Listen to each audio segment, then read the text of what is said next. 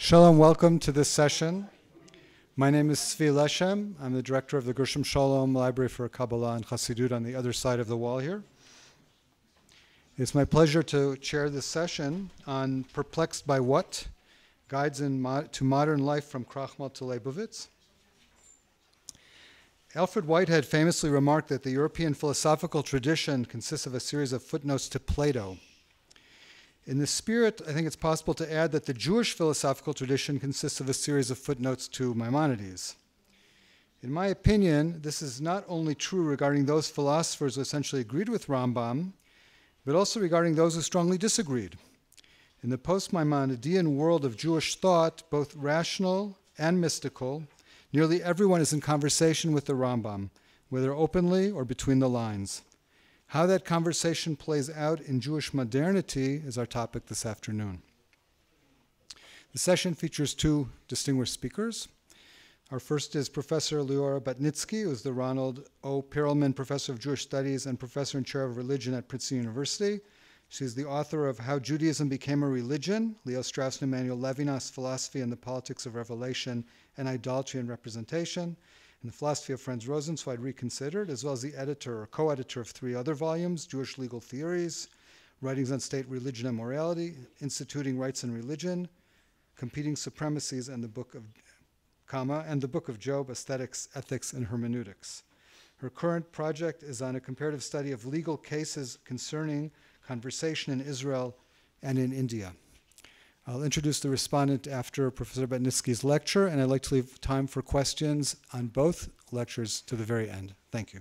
Okay, thank you very much. It's a real pleasure to be here and an honor to be here, and so thank you to the library, the museum, and the Maimonides Society.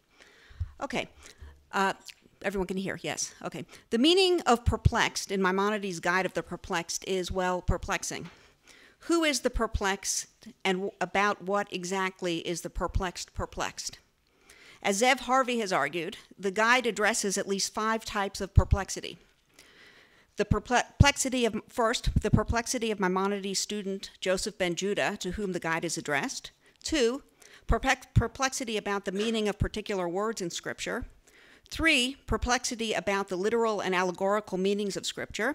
4, perplexity about a contradiction between Aristotle's physics and astronomy. And 5, Maimonides' own perplexity about the conflict between physics and astronomy. Indeed, according to Harvey, the guide suggests that, quote, the philosopher never frees himself from perplexity. For this reason, the guide is written for the perplexed, and it is a guide written by the perplexed. So today I want to use Harvey's formulation that the guide is written for the perplexed and it is a guide written by the perplexed as a jumping off point, not for thinking about the guide as such, but for thinking about Maimonides in modern Jewish thought. Scholars will surely continue to debate and argue about the meaning of perplexity in the guide, but what can't be doubted is that a guide written for the perplexed by the perplexed assumes perplexity of some sort. In contrast, the modern Jewish thinkers that I'm going to consider today use Maimonides not to respond to perplexity, but rather to stimulate perplexity in the first place.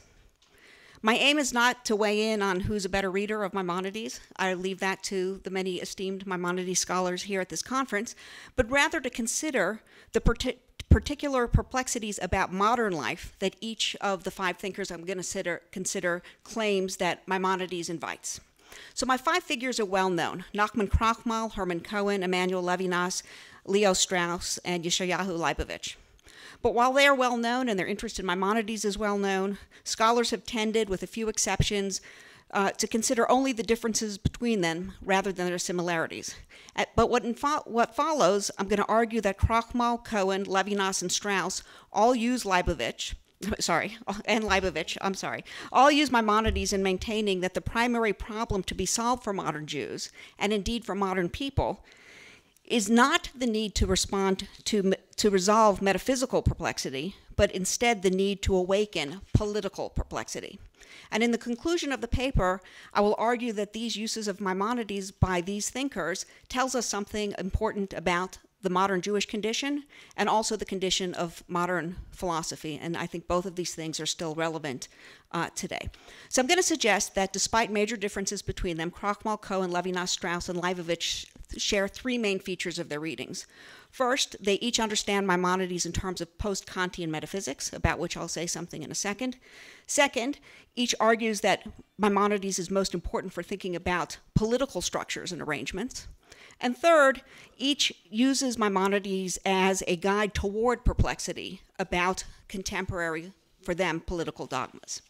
So I'm going to outline Krochmal, Cohen, Levinas, Strauss, and Leibowitz in terms of those three points. So let me say something about what I mean by post-Kantian metaphysics.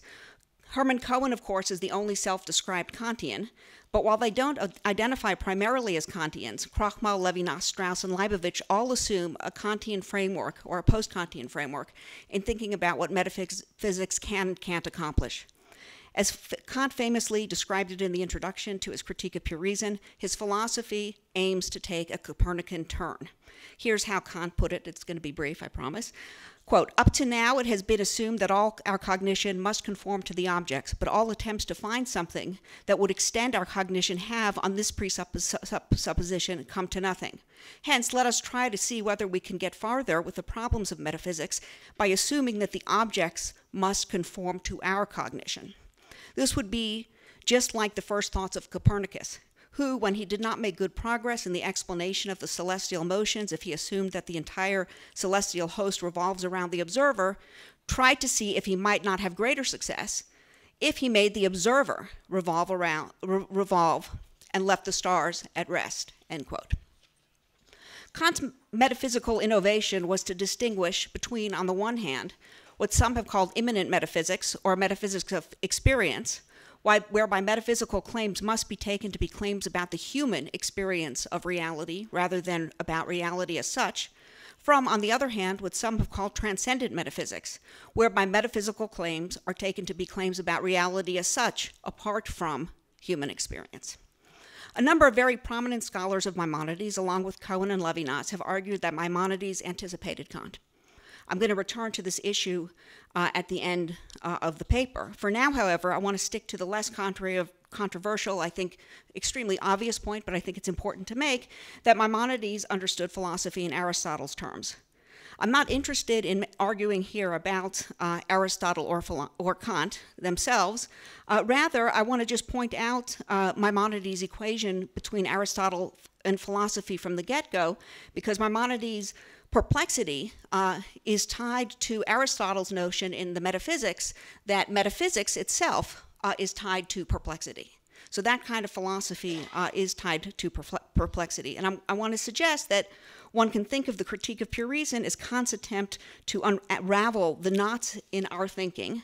And this is very different from Aristotle, who thought that thinking as such brings about continued perplexity.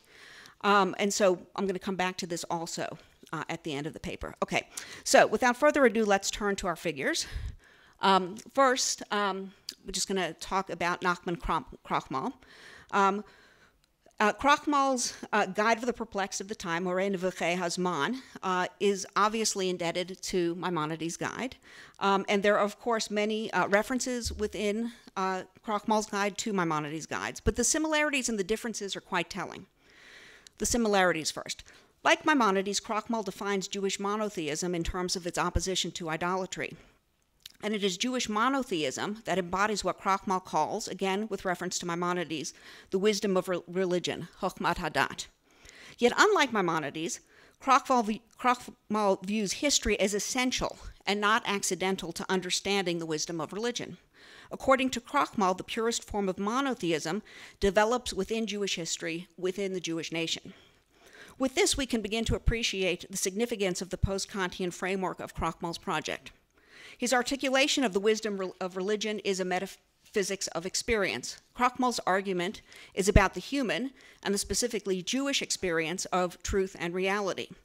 Regardless of whether Krochmal was actually influenced by Hegel, this is still a great topic of debate, Hegel's statement in the preface of his Phenomenology of Spirit that, quote, everything depends on grasping and expressing the ultimate truth not of substance, but of subject as well, captures Krochmal's post-Kantian account of the reconciliation between Judaism and European philosophy.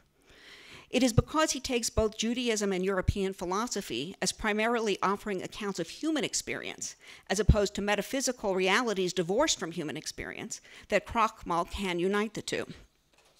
For Krochmal, Maimonides and an updated guide are most important for thinking about social structures and arrangements. Krochmal describes the uniqueness and meaning of Jewish historical experience in the following terms, quote, "Our nation is also subject to natural historical laws regarding the material dimension and the external earthly phenomena. Nevertheless, there is another essential dimension to which the rabbis refer when they say, when we were exiled to Babylon, the holy presence accompanied them. When they were exiled to Elam, and the holy presence accompanied them, etc. In other words, the general spiritual dimension that is embodied in our existence will defend and save us from the nature of mortality." End quote. So for Krochmal, while the Jews are a nation like all other nations in their historical development, the Jews also uniquely embody a general spiritual dimension which enabled them to survive the loss of Jewish sovereignty. And this point converges with the decidedly political takeaway of Krochmal's guide. Krochmal believes that the Jewish community is, in keeping with the course of history, degenerating, but also on the verge of a new cycle of history. According to Yehoyada Amir, for Krochmal, quote, "It is not a new, partially spiritual presence that arises on the stage of history with each cycle of Jewish history, but rather a new and deeper expression of the Jewish spiritual share, namely the absolutely spiritual. The degeneration, which here, as with every nation, represents the partially spiritual expression, and it should not destroy the nation, but in fact only foresee it to struggle for physical survival and spiritual rebirth," end quote. We can understand now Krochmal's explicit attempt to first and foremost provoke perplexity with his guide. Krochmal wants to provoke perplexity in the traditional Eastern European community in order to counter what he sees as the contemporary dogma of traditional Jews. And here is the dogma. The dogma is that traditional Jews think that it is good to accept the Torah's beliefs and terms as the masses and children do. He wants to provoke perplexity about this. And having a confrontation between Judaism and European philosophy will provoke perplexity. But this perplexity for Krochmal is in the service of developing the spiritual consciousness of the Jewish people. Without perplexity for Krochmal, there's no Jewish future. Maimonides' guide for Krochmal offers a model not so much for understanding the transcendent metaphysics of Judaism or philosophy, but for providing a future for the Jewish nation. Now, Krochmal's guide was unfinished when he died in 1840. But in his letters, he tells us that he had intended to add chapters on Ma'aseh Bereshit, on creation. The central metaphysical question of Maimonides' guide, of course, is whether the world was created, as suggested by the Bible, or whether the world is eternal, as Aristotle argues. And so here I'm just going to quote the very famous passage from Guide 225 about the stakes that Maimonides sees involved in this question of creation versus eternity. Quote, "The belief in eternity the way Aristotle sees it, that is, the belief according to which the world exists in virtue of necessity, that no nature changes at all, and that the customary course of events cannot be modified with regard to anything, destroys the law in its principles, necessarily gives the lie to every miracle, and reduces to all inanity all hopes, and threatens that the law has held out." So basically, what Maimonides is saying is that for those unfamiliar, is that this is a question of great consequence. If Aristotle is right that the world is eternal, basically the game is over. No law, no miracles, no nothing. So creation's very important, according to Maimonides. So the interpretation of Maimonides' view of creation provides a window into the readings of Maimonides offered by our four remaining figures. While they differ in interesting ways in their accounts of creation, Cohen, Levinas, Strauss, and Leibowitz all follow the form of Krochmal's approach to Maimonides, which once again is to understand a claim about creation in terms of a metaphysics of experience, to then claim that Maimonides is interested primarily in political arrangements, and then to answer what is the current dogma of the day and how does Maimonides help us question that dogma. So we turn now to Cohen. So Cohen is a a Kantian, no question, uncontroversial, a post-Kantian, a neo-Kantian. And according to Cohen, creation is also very important in Maimonides and very important for modern neo-Kantianism. But the question for Cohen is not whether or not God did create the world or whether God is a creator. For Cohen, creation is not about cosmology. Instead, he argues that creation is about logic. God's absolute uniqueness, an idea that Cohen equates with monotheism, means that God cannot in any way be equated with nature.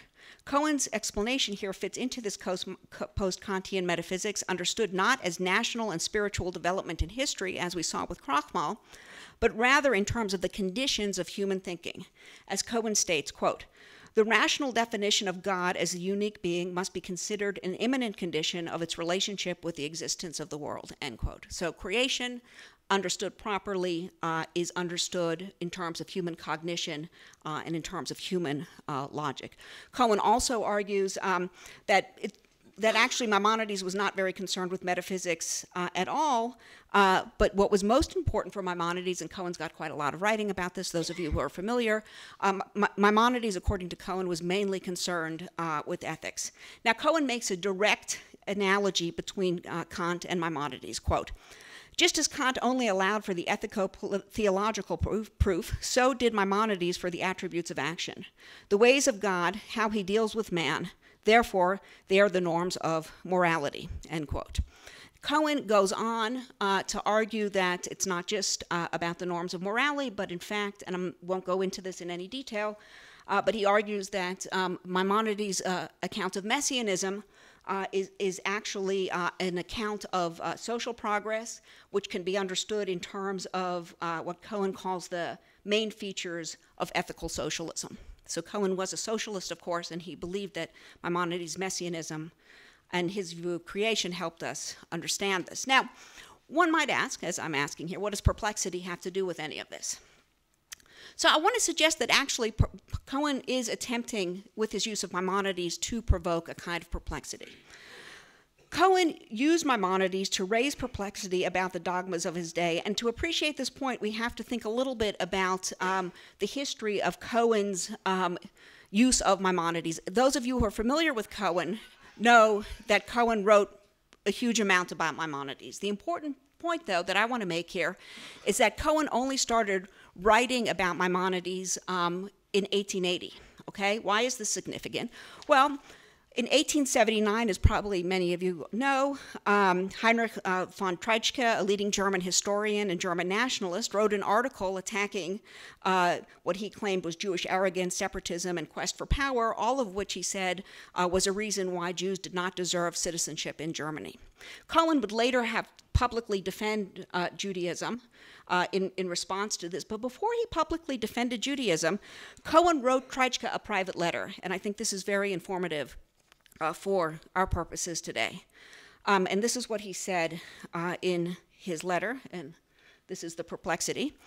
Quote, "I did not feel the inner calling to interpret the philosophy of Maimonides. I trusted that we would succeed, meaning we, the Jews, would succeed in gradually integrating into the nation of Kant." Okay? So Cohen says here to Treitschke, trying to, appease him, to try and show that there is a kind of mutuality here. Cohen, didn't need to go to Maimonides. Kant is enough for all of us. It turned out, however, that Kant wasn't enough for all of us. And when Cohen became a public defender of Judaism, and when, partially because Treitschke responded not just to Cohen's letter, but to other things in even uglier terms, Cohen then began working for the rest of his life in many ways on Maimonides.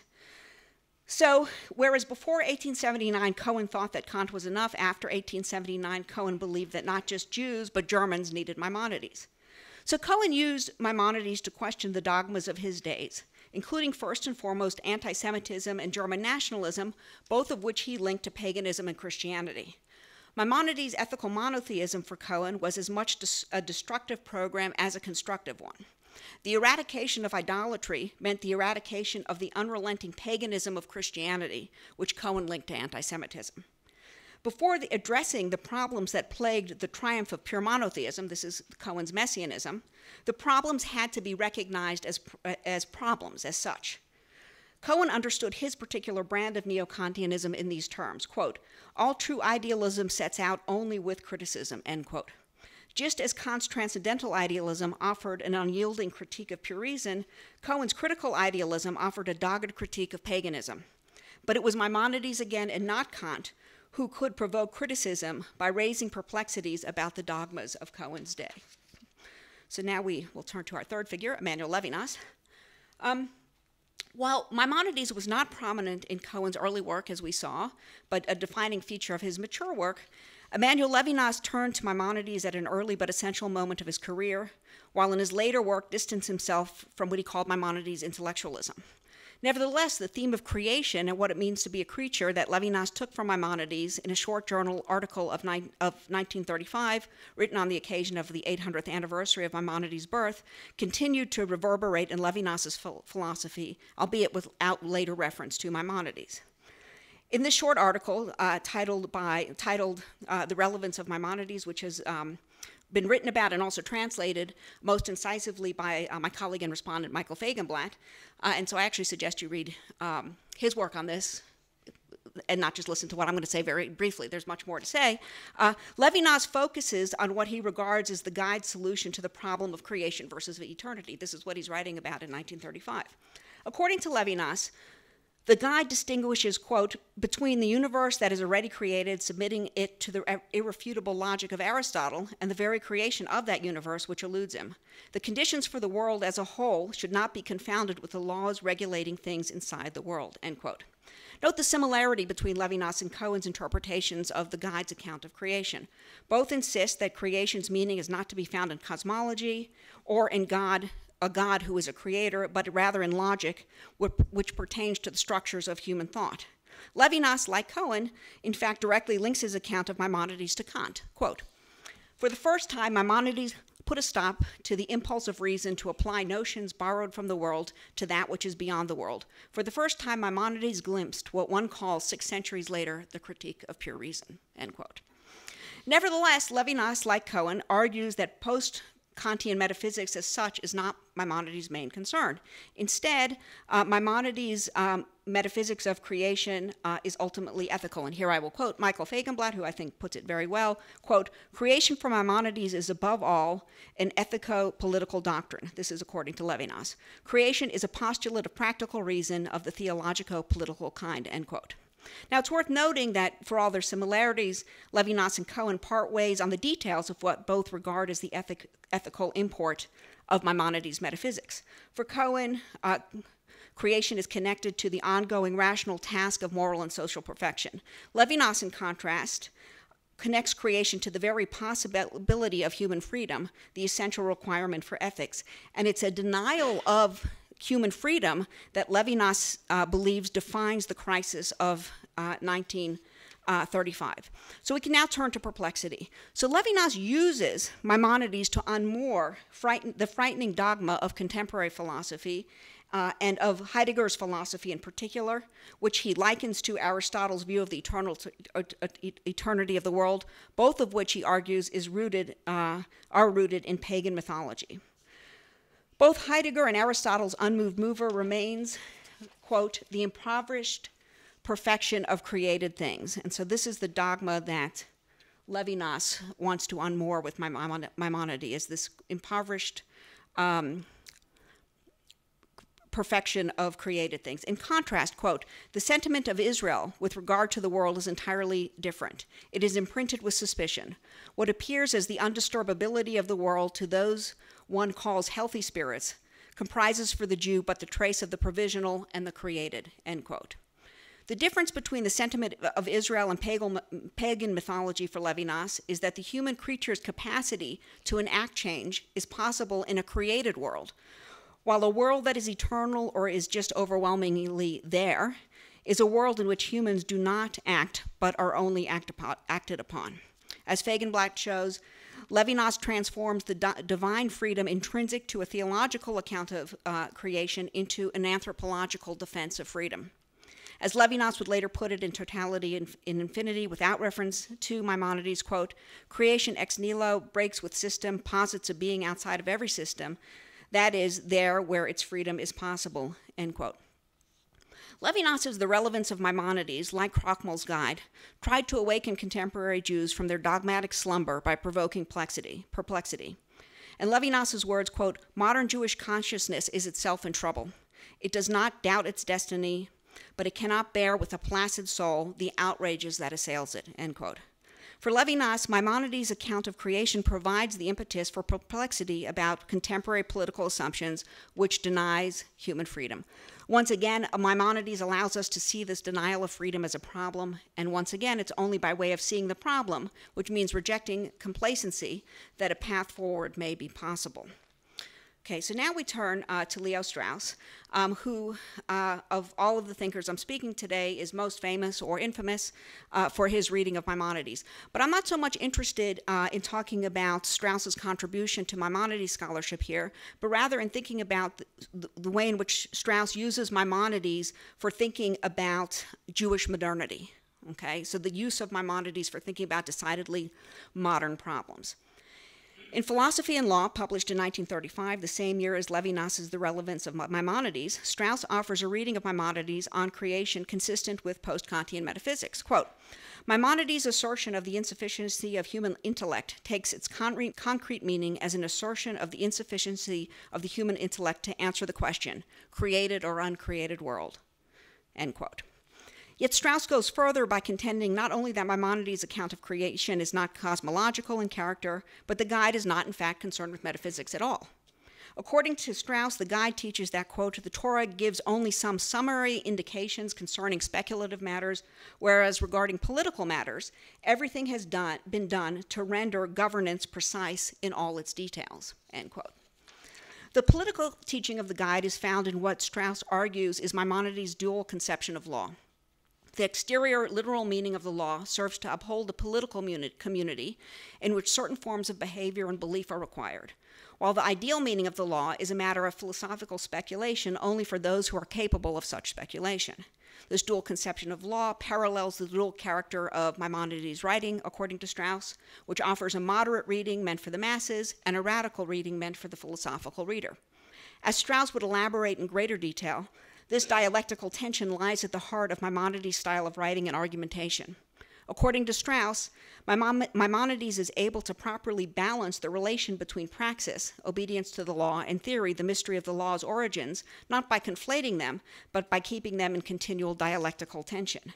These dualities for Strauss evidence Maimonides' political moderation, as well as his theological and philosophical rationalism. So I'm going to leave completely to the side, though I'm happy to discuss it, Strauss's claims about Maimonides on esotericism, in order to focus on how, once again, Maimonides fits into what are Strauss's modern worries. Strauss's political reading of the guide aims to induce perplexity about these very particular modern dogmas, and here they are. These are the dogmas, that there's a fundamental and necessarily parallelism between intellectual and social progress, that there are no assignable limits to intellectual and social progress, and that infinite intellectual and social progress is actually possible. So those are the dogmas that Maimonides helps call into question. Now, Strauss believes these dogmas have failed, and that's the crisis that the West finds itself in. In regard to this idea of social progress, or let me say intellectual progress first, Strauss argues that what started as a modern Enlightenment quest for delineating scientific and philosophical standards in the name of certain knowledge led to the demise of reason and the conclusion that there are neither standards nor even truth.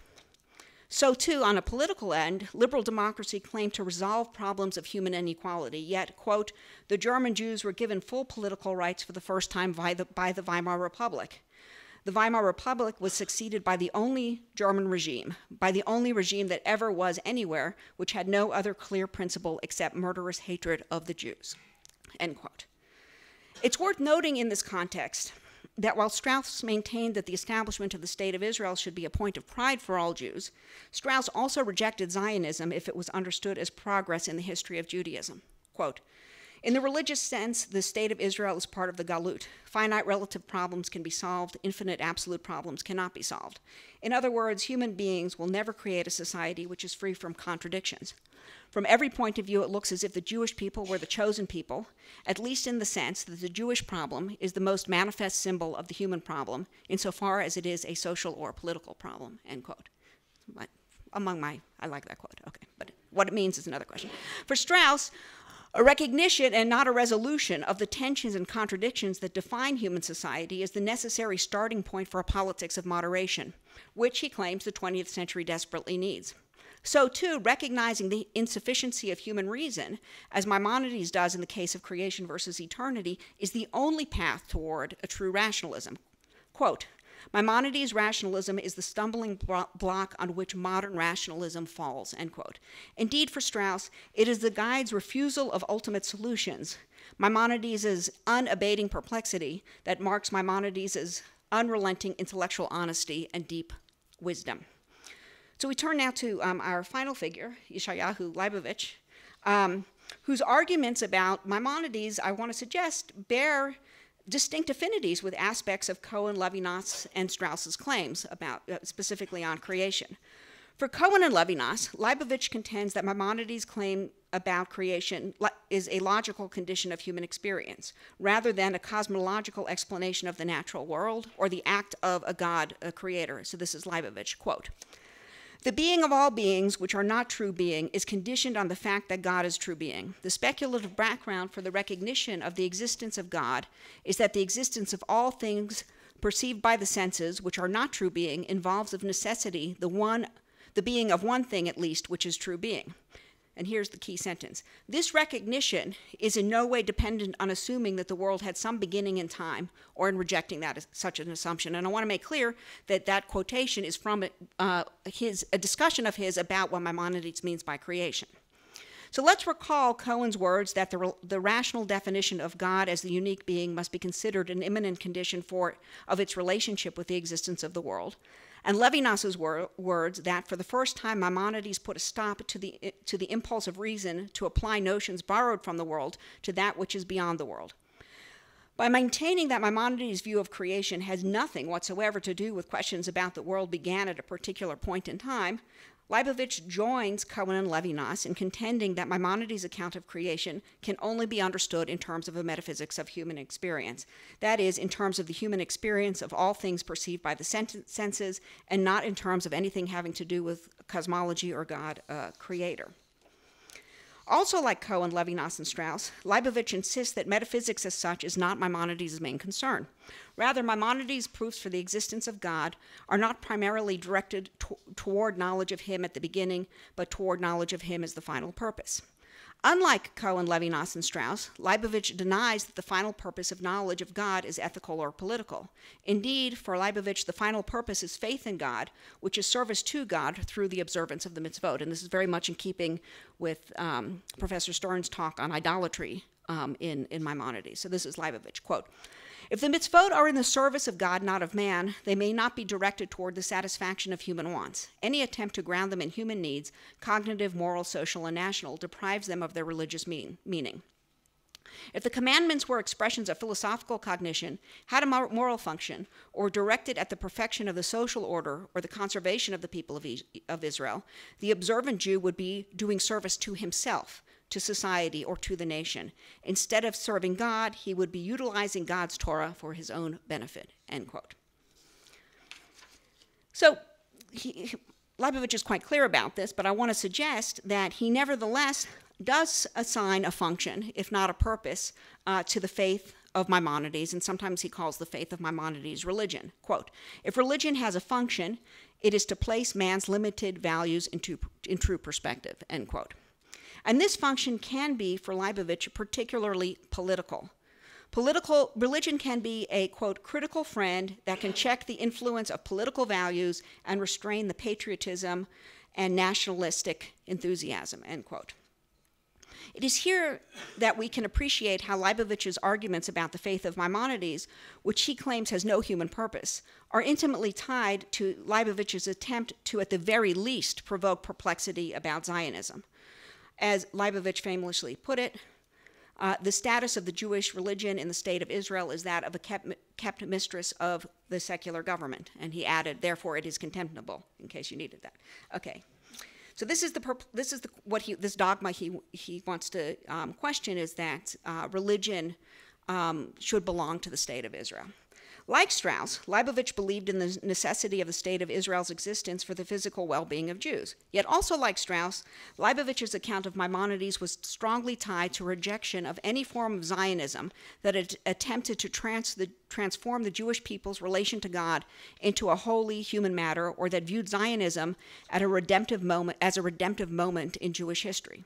For this reason, Leibowitz rejected secular and religious Zionism equally, all in the name of Maimonides. And here's a very famous quote, "The concept of the uniqueness of the Jewish people requires us to choose between two traditions of interpretation. One is represented by Yehuda Halevi, and in our time by Rav Kook and Ben Gurion. The other tradition has descended from Moses via Maimonides. The holiness of Israel is inapplicable to anything in the natural or historical domain. He who does apply the holiness of Israel to the natural or historical domain is guilty of idolatry. He exalts something natural or human to the level of the divine," end quote. So while the faith of Maimonides has, according to Leibowitz, no end other than itself, this faith nonetheless has the consequence of allowing, perhaps even forcing, contemporary Jews to confront the tangled knots of Zionism. Leibowitz's Maimonides, as much as Krochmal's, Cohen's, Levinas's, and Strauss's, comes not first to resolve perplexity, but rather to create it. Okay, so I come now to I have several conclusions, and my conclusions are all under the rubric of who cares? Like, why does this matter at all? And hopefully I have some answers for that. So as I stated at the beginning of the paper, my intention isn't to weigh in on whose interpretation of Maimonides is better or worse. And I want to acknowledge that while I've chosen to focus on the similarities between these thinkers, there are some very important differences that are worth noting. They use different historical, philosophical, and theological approaches that are relevant for thinking not just about Maimonides, but about reason, revelation, and law, among other subjects. And they may also be taken to represent different forms of Judaism in the world: proto-Zionist, non-Zionist, liberal, Orthodox, and perhaps even atheistic. Their audiences are different. Krochmal speaks to traditional Eastern European Jews, Cohen to Jewish and German intellectuals, Levinas to Jewish and French intellectuals, Strauss to scholars of Maimonides and political philosophers, and Leibowitz to halakhic Jews in the Israeli public, and I'm sure they speak to many others as well. So too, another difference between them is that Krochmal, Cohen, Levinas, and Leibowitz provoke perplexity in order to resolve it, while for Strauss, the closest we can come to resolution is the provocation itself. We might, in this sense, divide our five thinkers into the two major strands of Maimonides' interpretation since the 13th century, which Aviezer Ravitsky and others has labeled exoteric moderates and esoteric radicals. If we did this, Krochmal, Cohen, and Levinas are the moderates, while Strauss and Leibowitz, I think, are the radicals. Now, all of this may be the case, and all of this may be very interesting, but to me at least, what is much more interesting is the formal similarities between these five otherwise very different thinkers for thinking about what is going on here in modern Jewish thought.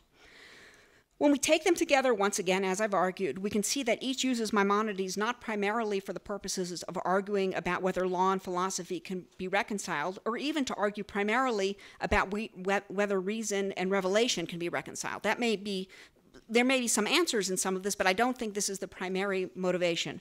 Rather, all five of our thinkers use Maimonides as guides for thinking about modern political life. The problem that these modern Jewish thinkers address is that modern Jews and modern people don't see problems before them. Different modern dogmas stand in the way of seeing or recognizing problems. Each uses Maimonides once again to provoke perplexity about the dogmas of the day. Our five thinkers may not agree on what form of politics is best, or even if perplexity can or ought to be resolved, but they do agree that the basic problem is complacency. Modern people and modern Jews, they all argue, are too comfortable with themselves. We have all become too self-satisfied, and self-satisfaction is very dangerous, not just intellectually, but also politically, philosophically, morally, and theologically. In this way, Krochmal, Cohen, Levinas, Strauss, and Leibowitz seem to be very Maimonidean. But there is also a way in which Krochmal, Cohen, Levinas, Strauss, and Leibowitz seem very un-Maimonidean, at least in terms of the guide. As we've seen, all five of them use Maimonides in maintaining, once again, that the primary problem to be solved for modern Jews and for modern people is not the need to resolve metaphysical perplexity, of which the guide seems to be full, the guide of the perplexed, but instead to awaken political perplexity, of which the guide of the perplexed seems to be devoid. So in other words, there seems to be a lot of metaphysical perplexity in the guide of the perplexed, really no political perplexity in the guide of the perplexed, yet all five thinkers want to use Maimonides for the purposes of political perplexity and not for metaphysical perplexity. Here it's worth recalling how Maimonides' guide begins by describing a perceived tension between our law and the sciences of the philosophers and what they signify. The perplexed person is in a state of perplexity and confusion as to whether he should follow his intellect and consequently consider that he has renounced the foundations of the law. Metaphysical perplexity is something that the guide describes as producing suffering and heartache, whereas the problems of politics for Maimonides produce no such tugs of hearts or minds. At the same time, however one comes down on the question of whether or not the guide reconciles our law and the sciences of the philosophers, the guide takes it for granted that there is law and there is philosophy. That's why they have to either be or not be reconciled. And the fact that there is law and there is philosophy is what produces at least the initial perplexity that the guide addresses. Krochmal, Cohen, Levinas, Strauss, and Leibowitz all write in historical contexts in which neither the fact of law as a wholly encompassing way of life, nor the fact of philosophy as a wholly encompassing way of life is a given. This indeed reflects the modern Jewish condition, whether it's in Eastern Europe, Germany, France, the United States, or Israel. Finally, we cannot but ask whether the post-Kantian framework that each adopts is the simplest and deepest reason why the need to resolve metaphysical perplexity is not at issue for modern Jewish thinkers.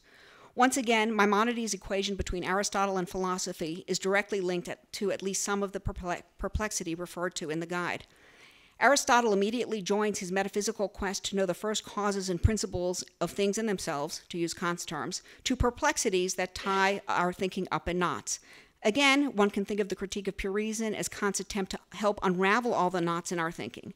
Maimonides' assumption of perplexity is connected in part to his Aristotelian background, which associates the possibility of knowing things in themselves directly with perplexity, while once again, the post-Kantian framework claims to have resolved all metaphysical perplexity by saying that we can only understand the world in terms of the human experience of reality.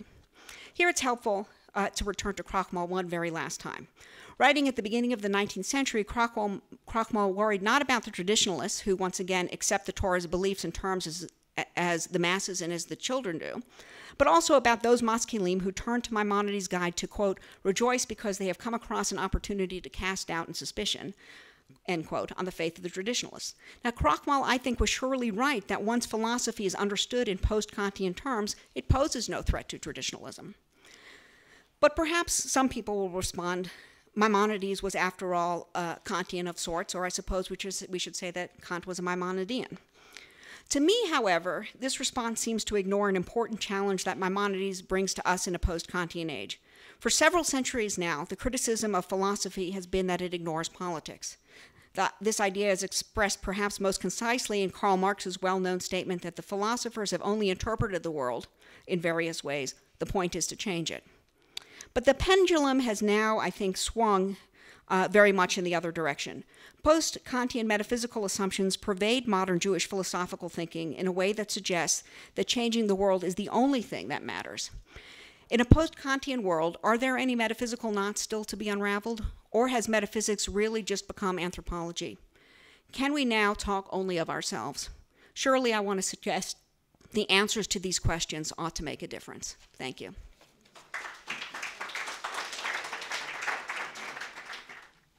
I'd like to thank Dr. Batnitzky, Professor Batnitzky.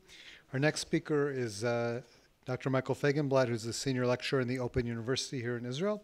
He works in modern and Jewish thought. He's the author of A Covenant of Creatures, Levinas's Philosophy of Judaism, and the editor of Negative Theology as Jewish Modernity. And his response is entitled Some Skeptical Remarks on Modern Maimonideism. I'd like to remind anyone who hasn't turned off their phone yet to please do so at this time. Michael. Okay, thank you. I threw some of the quotes that I'm going to bring up on the PowerPoint so that you can follow a couple of them. Not so complex, but some of them are sort of cute. So it's a pleasure to be here. Thank you very much. And thank you, Professor Batnitzky. Professor Batnitzky makes a compelling case for a post-Kantian interpretation of Maimonides that is shared by major modern Jewish thinkers. What these thinkers share are two significant interpretive approaches to Maimonides that distinguish them from their medieval predecessors.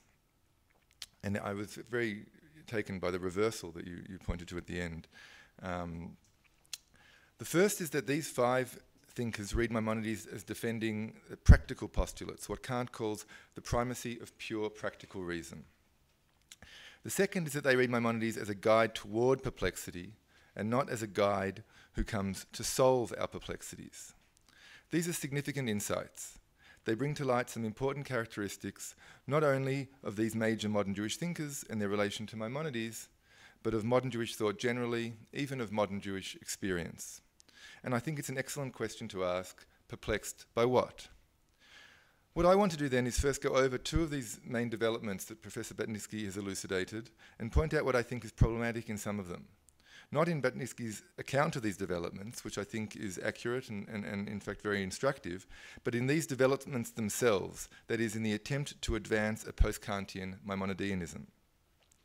After that, I want to take up Professor Batnitzky's question, perplexed by what? By bringing it to bear on some more recent developments in Jewish thought, where a different Maimonideanism makes itself felt, not the Maimonides of creation, but the Maimonides of the chapters on negation, makes itself felt in the later work of Levinas and Derrida. Sort of supplement, appendix. I begin then with the thought that Maimonides comes to stand for or support the primacy of practice in modern Jewish thought. I'm particularly interested in this view, which I think becomes widespread in modern Jewish thought. Consider its contrast with Spinoza, who takes it for granted that Maimonides is defending a metaphysical position and attacks him for allowing that metaphysical position to distort his reading of Scripture. This is exactly what the modern thinkers Batnitzky surveys deny. For them, Maimonides is not defending a metaphysical position, but defending the force of practical reason, come what may of metaphysics. This may be true, but I'm not sure that Kant will be pleased with this use of his critique of metaphysical reason. Kant famously says that the purpose of establishing a critical reasoning, that is, a reasoning that is reflective of its own limits, is to deny knowledge in order to make room for faith, and so too for reason to strike into the sure path of science. Kant's point is not simply that knowledge ought to be denied, as the modern skeptic might deny knowledge. Although we may not be able to attain knowledge of God, of the world as a whole, of the immortality of the soul, or of the freedom of the will, these are these metaphysical concepts that Kant think can't be known, we should not conclude that such concepts lack justification, as the positivists will eventually maintain that they are meaningless, or as the skeptics might say that we just have no access to them at all. We should keep them in abeyance. We still live in this Kantian paradigm. That's what makes it important. At least those of us who, with one hand, embrace explanatory naturalism as a closed causal order, and with the other, hold fast to values like accountability, love, freedom, objectivity, and beauty, to say nothing of God. For Kant, ideas of God, world, soul, and freedom cannot be constituted through the proper procedures that legitimate knowledge. They can only be adopted as regulative ideas. But Kant's argument is that scientific research is obliged to rely on the postulate that all causes can be known, even as it can never know in advance that the world hangs together as an integrated causal whole. So too for the freedom of the will. Although one cannot know that one's will is free, one is obliged to postulate one's will as free. For the whole domain of morality, accountability, punishment, obligation, motivation, education, virtue, and so on, supposes the freedom of the will. This is what we mean when we speak of post-Kantian metaphysics, namely that our ultimate convictions are postulated. We act as if they are true, though their validity has moral, political, and aesthetic force, not epistemic force. For post-Kantian Maimonideans, the idea of creation, Levinas is a good example, Cohen too, has moral, political, and aesthetic force, but does not therefore posit a creator. It regulates our practical orientation toward the world and each other, for example, by motivating the moral sense of free will, the political ideal of just deserts, or the scientific impetus to account for unexplained effects. Kant then would likely be puzzled by the use of his thought to justify the primacy of Jewish religious practice, as we find it in Leibowitz especially. For what gives primacy to practice for Kant is not just that reason reaches a limit from which any practice whatsoever follows. What is important in the so-called antinomies and parallelisms is that reason reaches a determined limit that gives primacy to determined forms of pure understanding in science, pure practical reason in morality, and pure ideas in religion. Now, well, and I think this is a much more widespread phenomenon than Leibowitz. There's this whole sort of Wittgensteinian, post-Kantian Wittgensteinian move to expand this primacy of the practical. So while post-Kantian Jews have tried to imagine themselves free of metaphysics, they have not always noticed how this unregulated freedom from metaphysics readily itself becomes dogmatic. The thought seems to go like this: metaphysics is dead, Judaism has no metaphysics, therefore Judaism is alive. But it's not only metaphysics that can be dogmatic. The primacy of practical life has become a widespread dogma of modern Jewish thought. The routine recourse to Judaism as a form of life rather than a set of cognitive practices is symptomatic of this. Leibowitz is just the most extreme example. The supposed negation of theology and the radical critique of the cognitive content of Jewish faith results in a type of halachic behavioralism in which practical life has no idea what it's aiming at. And I actually have the same concern with some of the presentation that you, Professor Stern, presented. Prayer becomes mumbling sounds that describe nothing and aim at nothing. Ritual becomes obedience for its own sake. The absence of metaphysics transfers the authority of reason to tradition and its authorized custodians. The primacy of practice thereby becomes dogmatic, and the critique of metaphysics yields an essentially uncritical stance towards religious practice. A thinker like David Hartman understood this better than others, and therefore developed an honest Maimonideanism that was prepared to admit to the rational contents of faith. Among post-Kantians, Cohen and Levinas fare much better than does Leibowitz. So they both agree with Kant that the limit of metaphysics transforms natural theology into moral theology, and that only moral theology has primacy with respect to religious practice, but not ritual. And they both link this Kantian move to Guide 154 on the moral attributes of divine action, which we are enjoined to imitate in our non-knowledge of God's essence. For Leibowitz, however, but so too with other so-called post-metaphysical Jewish thinkers, the perplexity of faith gives way to the dogmatism of practice. Having supposedly passed through Kant by radicalizing the critique of theological reason to the point of negativity, we are, as it were, back at the very beginning of the guide, perplexed by the practices we adopt. But we are then, or now, far worse off than our medieval predecessors, for we are now deprived of the metaphysical reasoning that can explain and sometimes, when necessary, critique those practices. The second point Batnitzky makes is that Maimonides figures as a guide towards perplexity, rather than as someone who resolves it. Note that each of the modern thinkers wants to stimulate a very different type of perplexity. I won't rehearse all the variants, but we'll just make some cautionary comments where I think they're warranted. Krochmal wanted to stimulate perplexity about traditional Jewish beliefs in order to generate a more enlightened or philosophical Jewish spirituality. Today we call this cultural colonialism. Cohen wanted to provoke perplexity among German nationalists by invoking Maimonides as an upstanding German Jew, harbinger of messianic ethical socialism. Not by chance, this position has found defenders in America, but from an Israeli point of view, this looks like quite a sad reductio ad absurdum.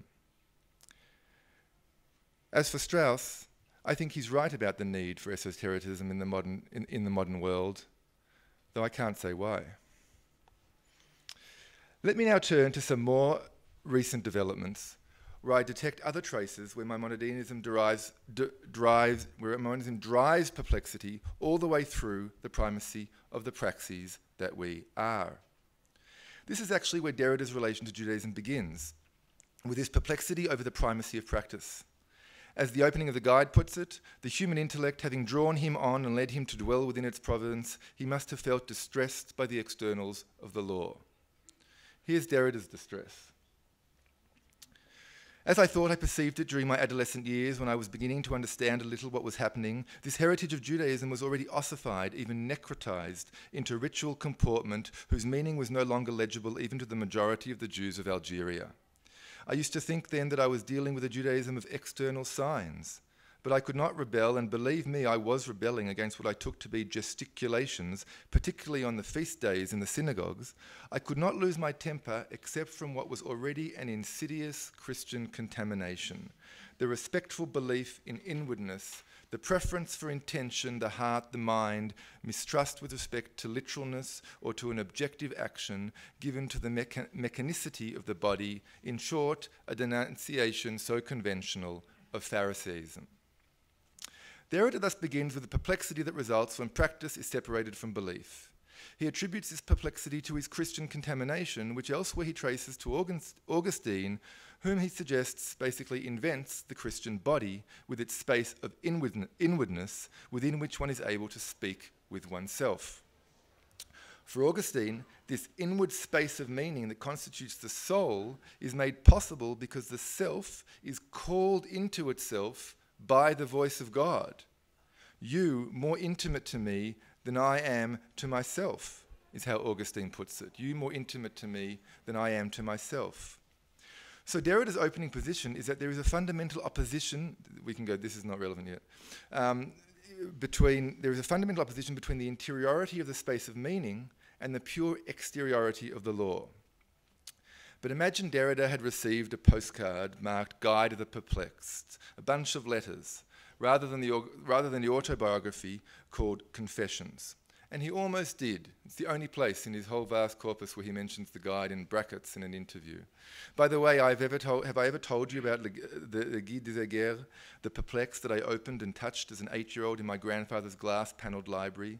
Look up the words égaré, means mislead, mislaid, distraught, astray. S'égarer, to do with getting lost, therefore, and garer, to park, to dock. It's actually a discussion about travelling that he's talking about. But Derrida seems to have mislaid, and this carte postale, this book, the postcard, I think it has, Derrida was really the guy who sort of said, who argued for the way in which intentions, I'm going to say something about this in a minute, but the way in which a letter is, the intentions of a letter can never guarantee the way in which it's received and how its context of reception determines its meaning, something that I think applies so vividly to the guide.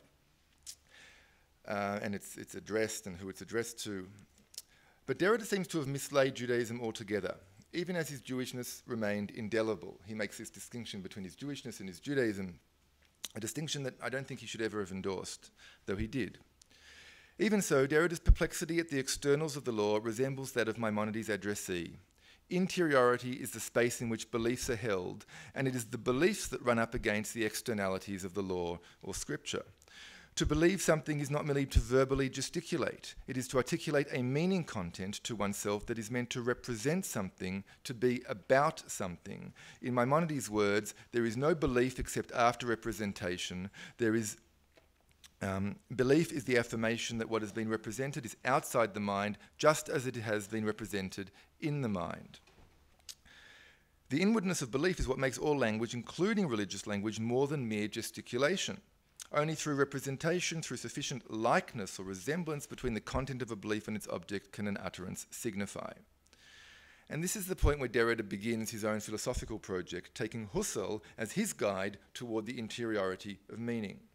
For Husserl, like for Maimonides in a certain way, and of course not in many ways as well, meaning is ideational, an abstract content conveyed through the material indicators like sound and script, or even gestures like pointing. So, for example, we have a meaning content that is expressed, let's say, by the expression stop, and it can be said in French, or in Hebrew with atzor, or all these non-verbal indicators, and you can see they get a little bit more ambiguous as they go. Now, Husserl makes a classical move which attempts to separate between the expressive content, the meaning, and the mode through which it is indicated. And what Husserl says, which has a good deal of common sense and a long tradition behind it, is that the material form of the sign has no essential bearing on its expressive content. Atzor, stop, it means the same thing. The thought is that meaning contents have their own internal logic and structure that is independent of their material signifiers. Meanings are essentially ideational in nature. Mathematics and geometry are the paradigmatic examples. Like Maimonides, Husserl denies that utterances indicate meanings by virtue of their, what Husserl calls their sound complex, as he calls them. Oops, go back.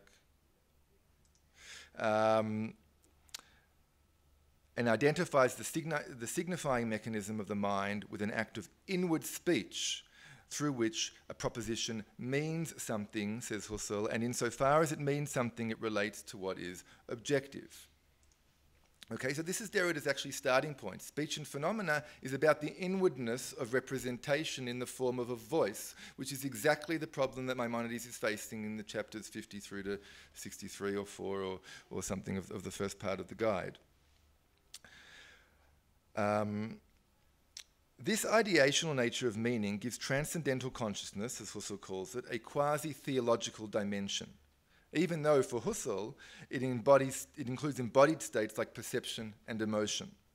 For Husserl, the meanings given to transcendental consciousness are idealities that are not to be confused with the results of the causal activities on our brains. Valid meaning structures, what we apprehend in transcendental consciousness, whether they're mathematical or semantic or perceptual or emotional, are not dependent on the material conditions through which we humans happen to access them through our brains. Husserl was basically a Platonist about all valid meaning structures. Maimonides' position is relevantly similar. I don't want to say more than that. This is seen in his explanation of the spheres, which he identifies with angelic beings that are living and rational, endowed with apprehension, and that silently speak. As Joseph Stern has emphasized, in interpreting Psalm 19:2, Maimonides adopts an unusually non-metaphorical approach, contending that it is the literal case that the heavens tell of the glory of God by articulating this glory in an immaterial or ideational mode, silently speaking without matter, since the heavenly intellects are not composed of matter. This heavenly speech is what Maimonides calls the true praise befitting God. It is praise uttered without speech of lip and tongue, but by means of mental representation alone. And the question really is, can the mental representations of this quasi-theological sphere or transcendental consciousness actually represent God in any way? Now, what I want to say is that Derrida's critique of Husserl's account of the ideality of meaning recalls Maimonides' critique of the ideational structure of theological representations. In both cases, the claim is that the ideational content, the meaning, cannot be conveyed independently of the structure of language. The argument of voice and phenomena, again note the title, is that the intelligibility of meaning of the inner voice depends on its repetition. But repetition always involves the risk of recontextualization. Repeatability, which is recontextualization, is not a contingent addition to intelligibility, but is essential to the very possibility that a sign be re-identified as the same sign. So each singular occasion of meaning is only intelligible on account of its possible repetition, thus jeopardizing the very singularity that it seeks to express.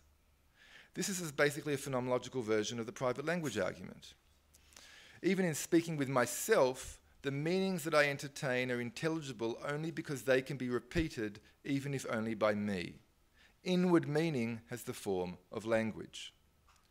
And yet in speaking of God, and so too in speaking to God, we are aiming at something absolutely unique.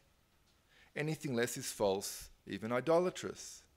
In Maimonides' words, there is no oneness at all except in believing that there is one simple essence in which there is no complexity or multiplication of notions, either in the thing as it is outside the mind or as it is in the mind.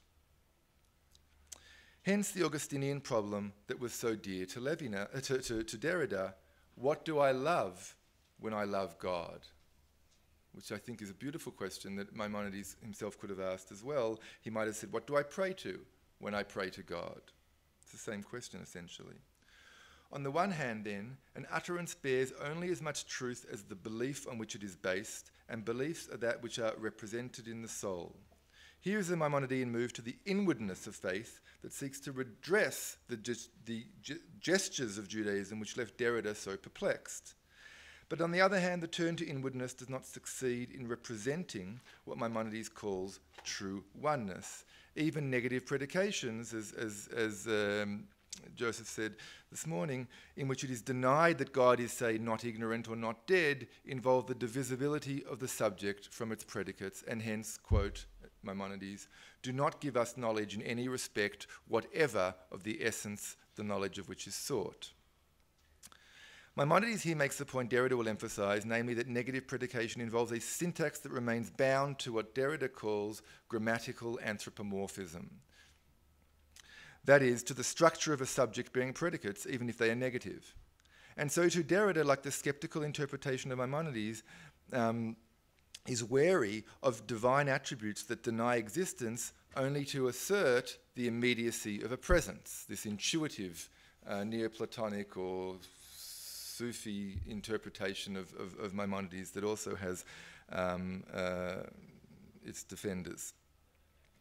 Theology is thus necessary, for without it the inwardness of representation Judaism risks congealing into perplexing gesticulations, but theology is also impossible, for even negative theology does not yield knowledge of God's being one by virtue of a true oneness. Maimonides' critique of negative theology confirms to what Derrida calls, quote, an excessively philosophical gesture, a gesture that is philosophical and at the same time in excess of the philosophical. The true oneness, which gives the mind the correct direction towards true reality, is neither a thought predicating categorical negation nor silent intuitive knowledge of God. What concerns Derrida then is what we might call a generalized Maimonidean experience, which Derrida says, quote, frees this language, he sometimes calls it an immediate but intuitionless mysticism, which, quote, frees this language from all authority, all narrative, all dogma, all belief, and at the same time from all faith. At this limit, this mysticism remains after the fact independent of all history, absolutely independent, detached even, except that Derrida would say that it's impossible. And then he would try and defend the impossible. This experience is like that of a prayer that safeguards its true sens, as the French like to say, the French word signifying both meaning and direction, orientation. And this is Derrida's view of prayer. On the one hand, a prayer has to be something absolutely singular and secret, idiomatic, untranslatable. And on the other hand, a ritual that uses a common, intelligible language. It's for the similar reason that Levinas says that the essence of discourse is prayer, that all discourse or communication is structured like a prayer in deploying the generalizable, repeatable structures of meaning to aim at something, to aim at someone, absolutely singular. Derrida, Levinas, and Maimonides would then all agree that since prayer aims at what Maimonides calls true oneness, most prayers are really, as Maimonides says, Lashon Hara and Motzi Shem Ra, about God.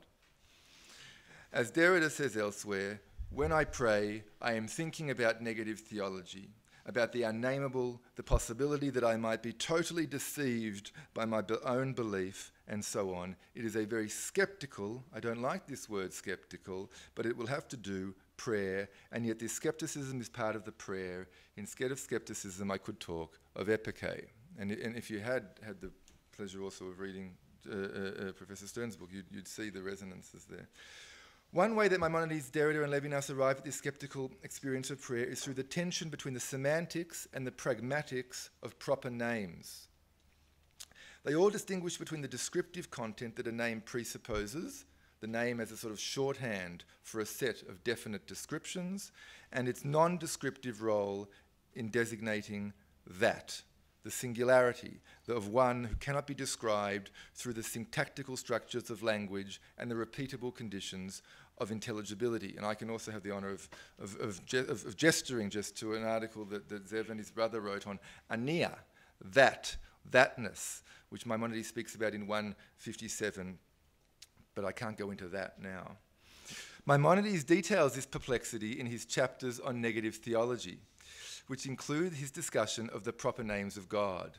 And so too we find in Levinas and Derrida the same sort of use of the proper name in general as an example of the perplexity of meaning, for they view all proper names, not just God's, as designations that are not simply shorthand for descriptions. And this is why I'm coming to my conclusion. Levinas and Derrida part company with Maimonides at the end, for they experience this perplexity as a type of skepticism of ordinary language. And they do so on the basis, actually, of course, of both their investments in Heidegger and in Being and Time. And I think it's worth bringing, instead of that Maimonides is read usually from the Judeo-Arabic tradition, and that's fine. You move it into the Latin tradition with Aquinas and Scotus and others, and you end up with Heidegger citing Plato at the very beginning of Being and Time. For manifestly, you have long been aware of what you mean when you use the expression being. We, however, who used to think we understood it, have now become perplexed, right? And so there's this idea that the being of God becomes the perplexity, but it becomes a generalized perplexity. For Maimonides, skepticism yields a detached shalom, right? A sense of peacefulness or tranquility, what Stern calls a peace of mind or tranquility that cures us of our epistemic unhappiness, by demonstrating the equipollence of opposing metaphysical convictions while ridding us of dubious beliefs and imaginings. This is the sort of classical skeptical use of philosophy as a way of life, is to develop this equanimity. But for both Levinas and Derrida, the skeptical experience of true oneness is generalized to every experience of meaning, not just sublunar, not just above the moon, but everywhere, in every experience of meaning, that dares to be faithful to the aporia, the perplexity, between the generalizability of a content and the singularity of a context. It thus yields an interminable, unlimited restlessness. The experience of prayer, of theology as skepticism or epoche is not an experience of tranquility in which one is humbly but at least correctly oriented. It is rather a disorienting experience in which the grounds and boundaries of the activity of being are unsettled. Thank you.